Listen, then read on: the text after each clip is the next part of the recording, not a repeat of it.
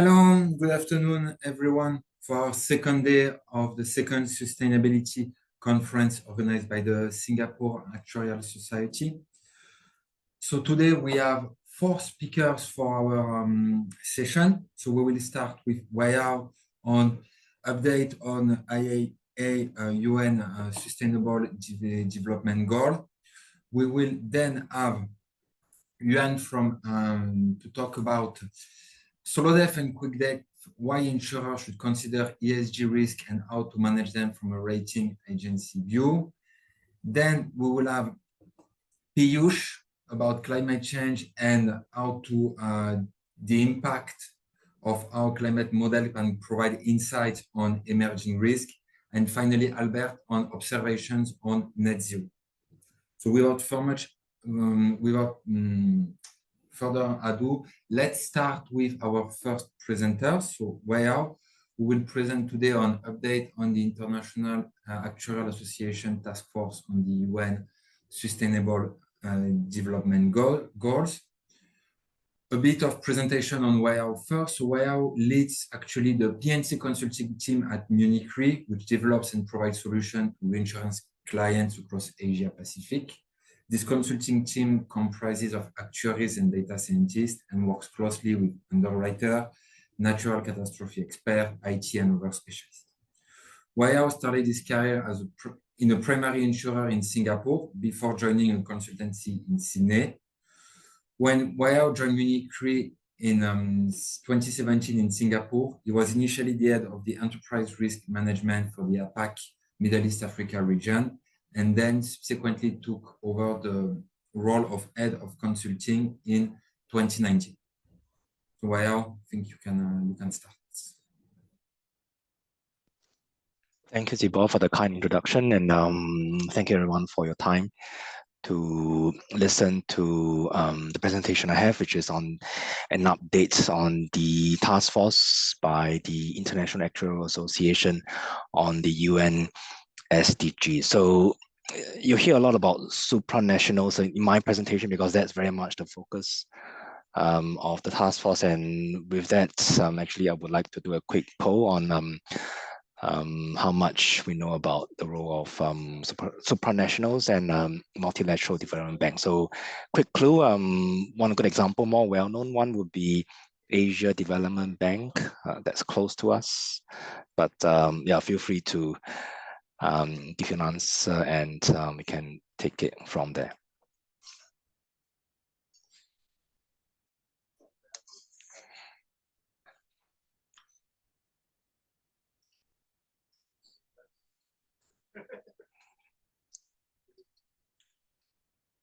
So maybe we can give a few more seconds and we can look at the results.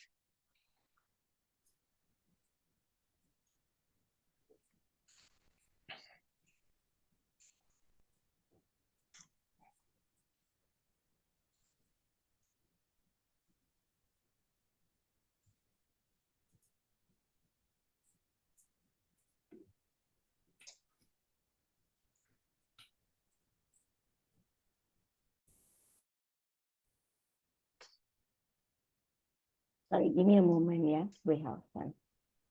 Sure.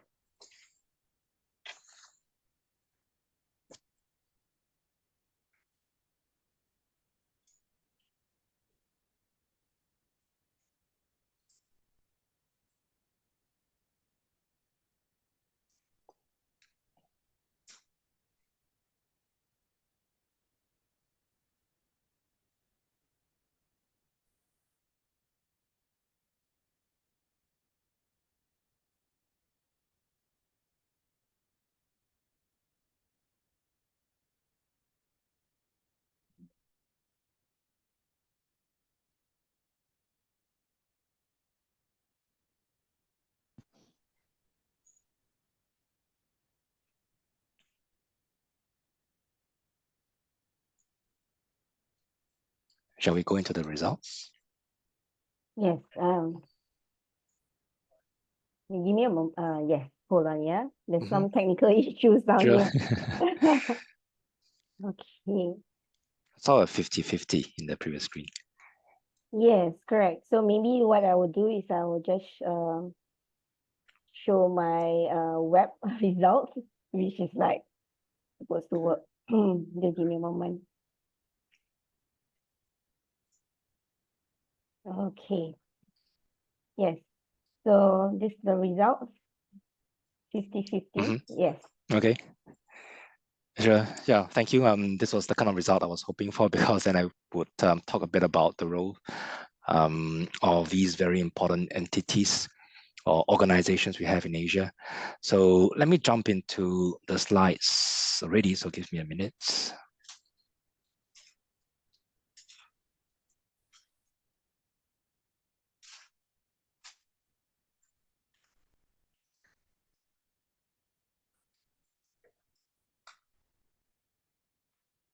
Okay, you should see the screen coming out very soon. So yes, as I mentioned earlier, this is about the task force we have in the IAA.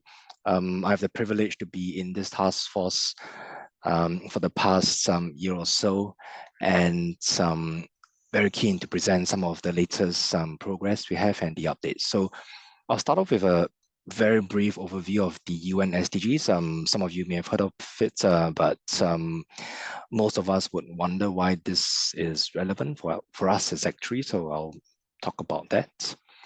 Then I'll mention briefly the role of the task force we have, the progress we have achieved, and next steps. I have some personal reflections and thoughts, and I'll be going through them during this presentation. Quite important to note is that a lot of these, the materials you see today are my views. There is a lot going on in this space, and also within IAA. So definitely, what I present today is not, entirely representative of what is out there. So it's definitely mostly my views. So UN SDGs. A lot of you would have seen these before. There are 17 of them, a lot to remember. But if you look at them individually, they all make a lot of sense. These are very important topics for us. So we talk about hunger and poverty, gender equality. You see a number of climate-related topics.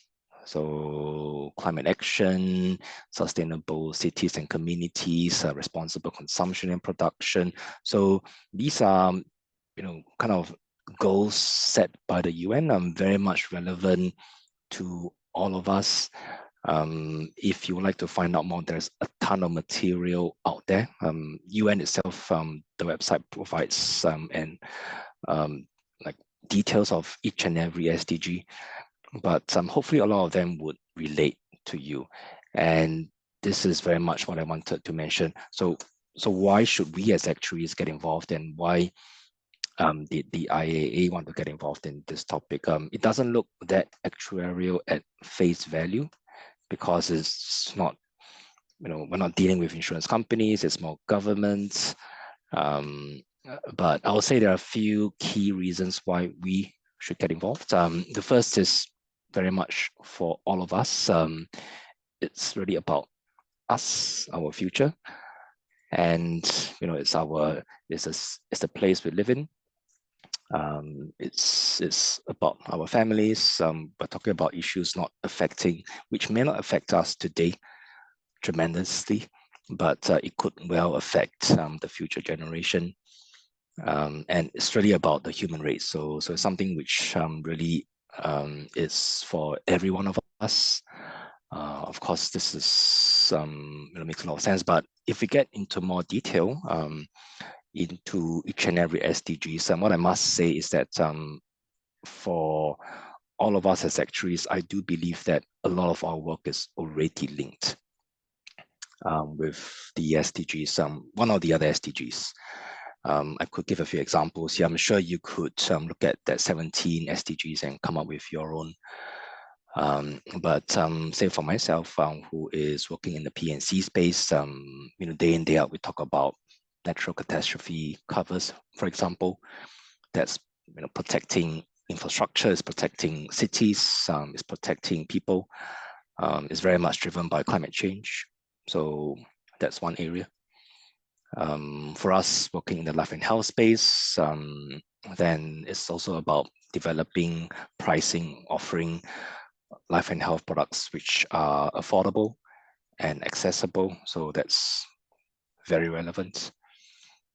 In the more commercial space, and we talk about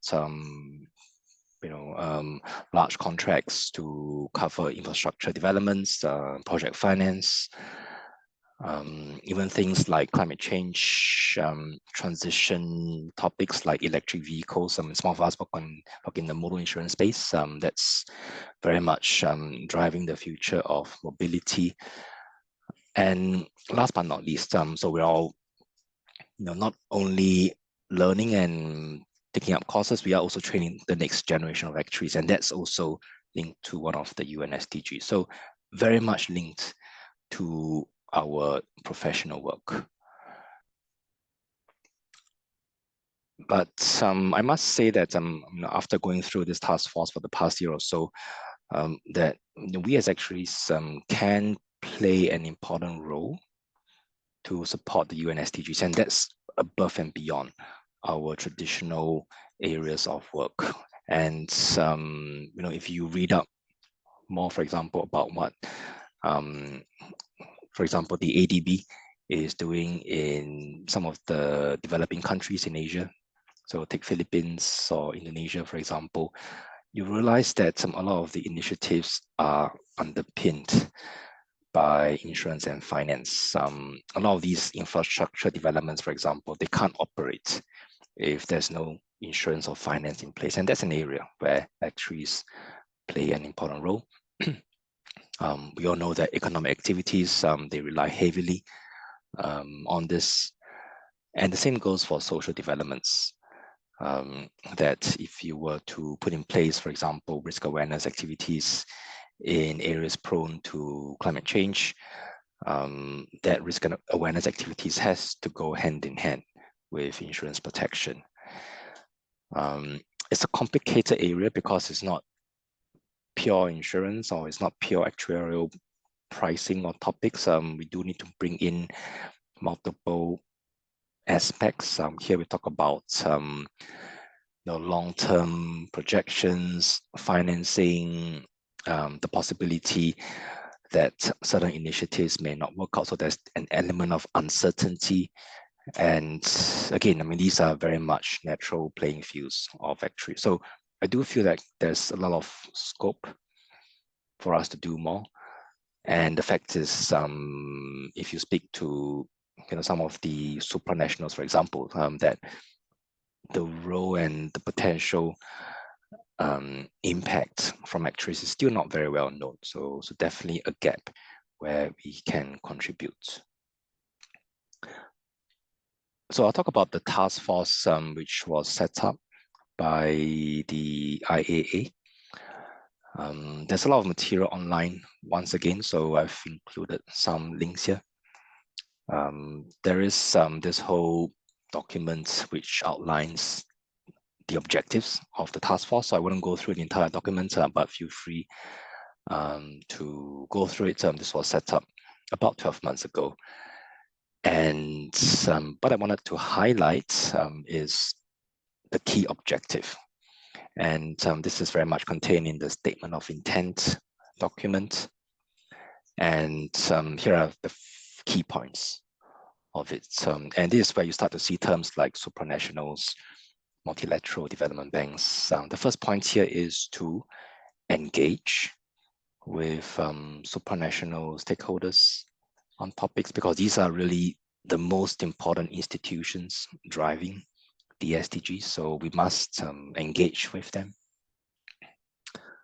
The second part is around us. So we need to prepare ourselves as a profession to deal with the challenges for certain SDGs. So you see here, we're not addressing all the SDGs because there are 17 of them. It's impossible to address all of them. So we did go through a process of selection, which I'll talk about later. So being aware of the challenges, creating awareness, but also upskilling ourselves. So big question, how do we turn our skills and domain knowledge areas into practical skills which we can use for the SDGs. We've done a great job, for example, in the area of data science and AI. So can we do the same for these sustainability type topics? Last but not least, very much something which we all want to do, which is to promote the role of actuaries, not just in front of the supranationals, but more generally, that we can be involved in this very important topic affecting us as a human race. There's a high emphasis, as you can see here, on awareness. So it's not so much, research and development or, coming up with a new actuarial technique. It's very much focused on awareness from us, as well as the awareness from, say, the supranational stakeholders.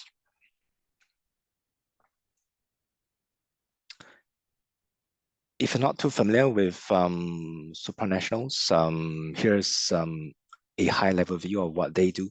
I've got a case study at the end, a very brief one, and again, a lot of material out there.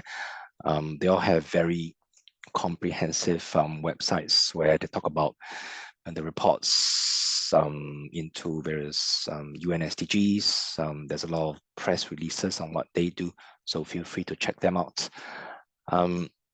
Within this whole group of supranationals, we are focusing more on the multilateral development banks. And you see very good examples at the bottom. So there's the ADB, there's a World Bank, maybe the less well-known ones in, say, Latin America or Africa. But they are all playing, I would say, three very important roles when it comes to the UN SDGs. They provide financing in the term of in terms of loans, for example, or which can happen pre or post disaster. They have a lot of experts internally, as well as through external engagements with consultants. But these expertise is used to do research and developments, and a lot of that translates into actual recommendations, and those recommendations then actually became very concrete. And a good example in our region is Sea Drift. So that's an insurance scheme. And these would then provide the necessary protection, for example, against natural disasters. And that's the last part. So through these projects, technical assistance engagements, there are all these reports which then help promote risk awareness amongst government and amongst other stakeholders. There is group representation from around the world. You see the whole list here. The actual list is actually longer because there were more volunteers who came on board.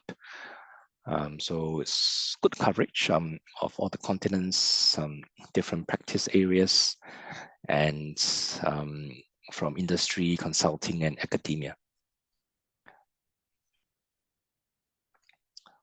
So that's the setup. I'll talk about the progress. We've had a little bit about the mechanics of it. So we meet probably once or twice a month. It's very difficult to get people from all over the world to meet. And often it's very late evening for myself, situated in Singapore. So I must say practically difficult, but still all of us, we do our very best to contribute to the task force. There were some guiding principles right from the beginning. And the first one was that we do not want to reinvent the wheel or to overlap with other working groups. So for example, a lot of the associations would have something around climate already. And we wouldn't want to repeat the same topic. So we very much want to do something new, and that's why we also took the angle of working with the supranationals. We wanted to focus on the bigger gaps and opportunities, so things which move the needle. Again, working with the supranationals who can come up with very important recommendations with significant impact on individual countries. The last is a very practical one, so impossible to cover the 17 SDGs. We have to focus on a few. That was very difficult because everyone, of course, had a view, and that view is very much driven by that individual or the individual market. We came up with a nice approach at the end, which you'll see is more thematic rather than purely based on the SDGs. And this is what we did. So we said, okay, it's hard to say which SDG is more important than the others. So let's pick two themes.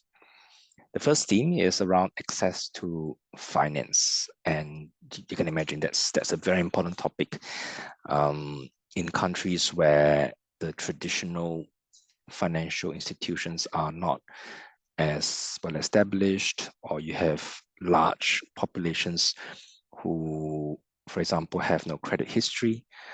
Very difficult for them to get access to financing, and that actually would relate to a number of SDGs, which is nice. So we deal with a theme, and that covers off, for example, the SDGs around poverty and hunger. It covers gender equality because the fact is, in many countries, we still have inequality when it comes to access to financing. And of course, then with financing, you could link to topics like economic growth, work opportunities. So that was one theme we picked. So half of the group then worked on it. Obviously that's relevant to actuaries. The other theme, which is where I'm working under, that's around disaster risk financing and climate adaptation. Again, very important topic. It's a topic where the supranationals get very actively involved in. So again, very much fitting into the objectives of the task force. It covers several SDGs. Again, with climate adaptation, we can think of things like clean energy, affordable energy, infrastructure, innovation, sustainability, climate. So again, was a well thought theme. And as you work through them, you'll find that they're all interlinked. So even between the two themes, access to financing and climate adaptation and disaster risk financing, I mean, those two are interlinked as well. But these are the two themes we picked. And even this took us several rounds of meetings to agree on. So what's happening next? So we have two groups working on each theme. A lot of discussions, as you can imagine. The nice thing is that we are contributing developments and ideas from our region. So I very much focus on the APAC region. So I would be talking about things which, for example, the ADB does, whereas my counterparts in South Africa would talk about what the African Development Bank would do. A lot of overlaps. And what we are doing is that there'll be two reports coming out, hopefully by the end of the year, particularly focusing on the role of actuaries. So again, linking back to the original statement of intent, focusing on how we can work with supranationals. And I must say, it's going to be a very long journey. I think I've got a point there. Right, so it's probably the next slide. So the reports will outline recommendations to the IAA. I say it's going to be a very long journey because this is only within us. We haven't even spoken to the supranationals and gotten their feedback yet. And even from there on, it's going to be a long journey where they need to then engage with government, for example. Even that process can be long, often very much subject to political risk. And finally, you might see some of the recommendations being implemented at the end. So it's going to be a long journey, but a fulfilling one. We have another workshop, which is planned for the end of this month. And when the task force expires, and one thing to note is all of these task force have an expiry date, is that probably there could be a new committee established with a more focused view on climate and sustainability topics.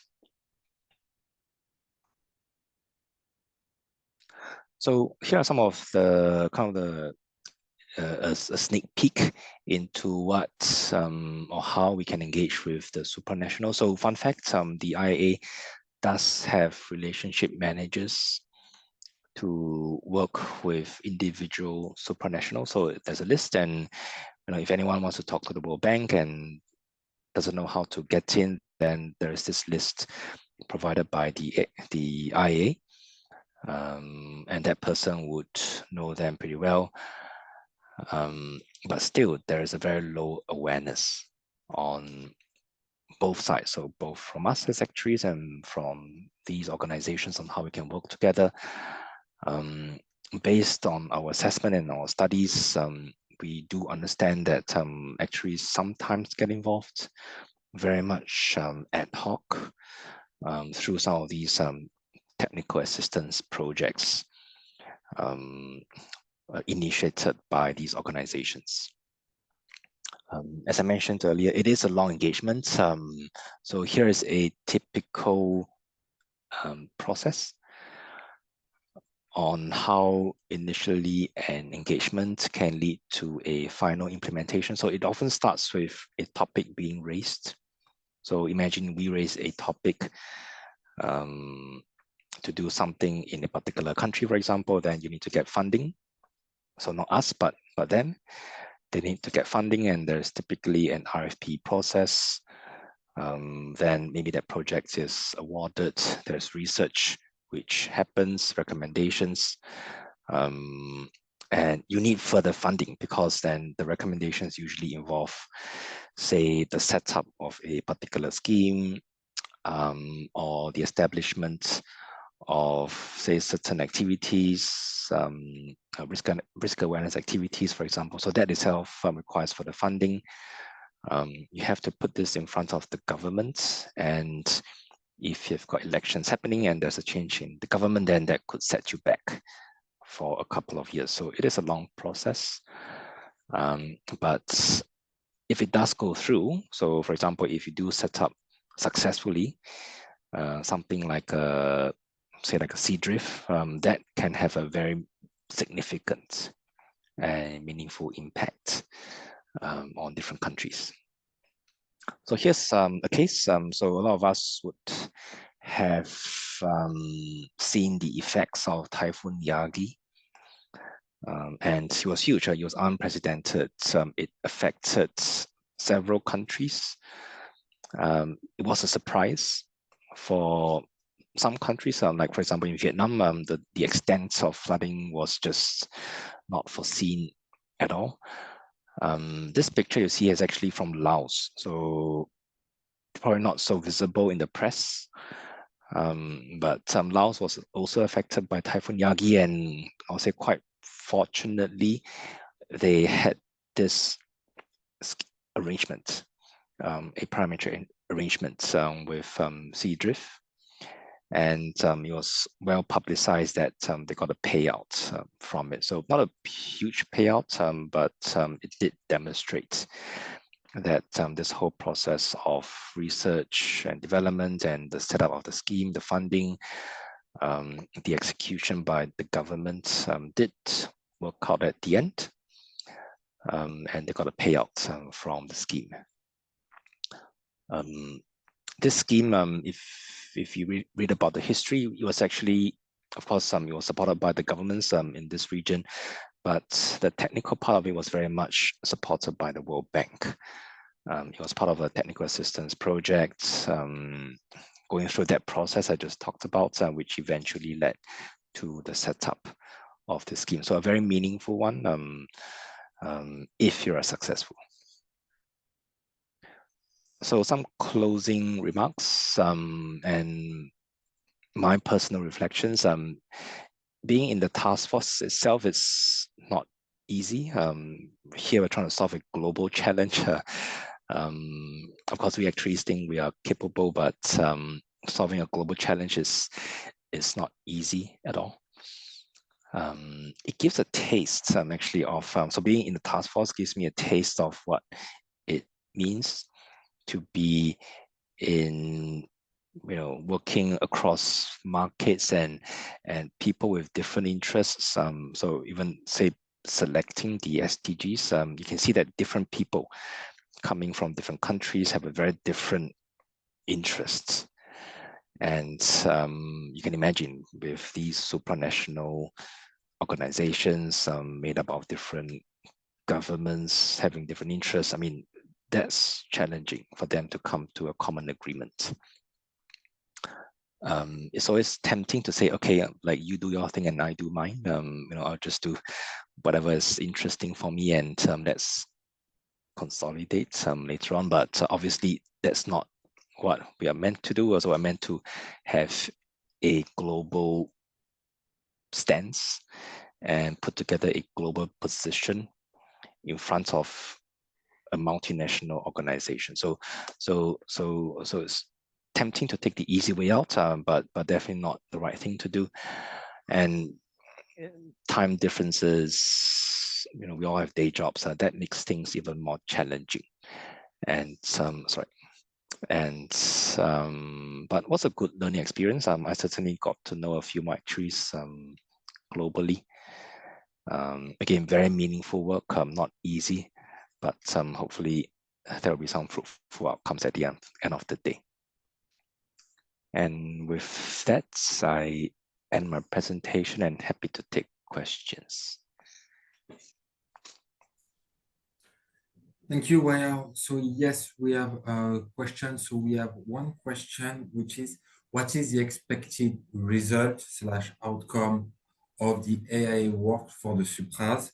Is it insurance product, banking system, or something totally different? So we're not even there yet, because we're trying to raise awareness here within the profession and within the supranationals. We haven't even thought about, okay, is this now going to lead to, like, say, an actuarial recommendation to the supranationals? We're not there yet, but I can imagine that it'll be wonderful if we could sometime in the future develop, say, a stance or a framework on how some of these global challenges can be solved, and the supranationals then would accept those. I think that will be a big win for us. We're not there yet, but hopefully that day comes. Okay, great. I also have personally a question. So, so you mentioned that this is done through the IAA. Would you know if there are also some local actuarial societies that are involved specifically in some markets in similar topics? In a sense, I would think of markets where this UN SDG can have the highest impact. Sure, thanks, Thibault. Actually, that was the first thing we did. So the first thing we did was we got together and we said, we are all from different markets.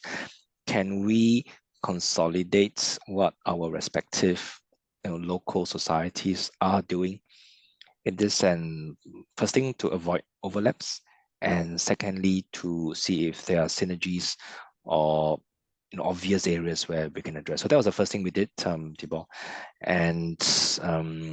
And you could immediately see that different associations or societies, they have very different areas of priority. So if you're a society, for example, in Europe, then it's very much more about climate, very much about inequality. If it's in Australia, for example, it's just also about climate. Asia is interesting. It's, when we talk about Singapore and Hong Kong, it's probably less of those, particularly Singapore, which is less affected by climate. So you could immediately see like all the different interests and priorities. Okay, great. So I don't think we have any other questions. So I think we can close it here. So thanks a lot, Weihao. To our audience, and strongly encourage you to react positively on this. And thanks, Weihao, for your time in this very interesting topic. Looking forward to have some more updates on the development over the years. As you mentioned, it's something that is very, very important topic, and of course, will take time. But thanks a lot. Yeah, thank you, everyone. And of course, a special and very warm thank you to our speakers of this conference.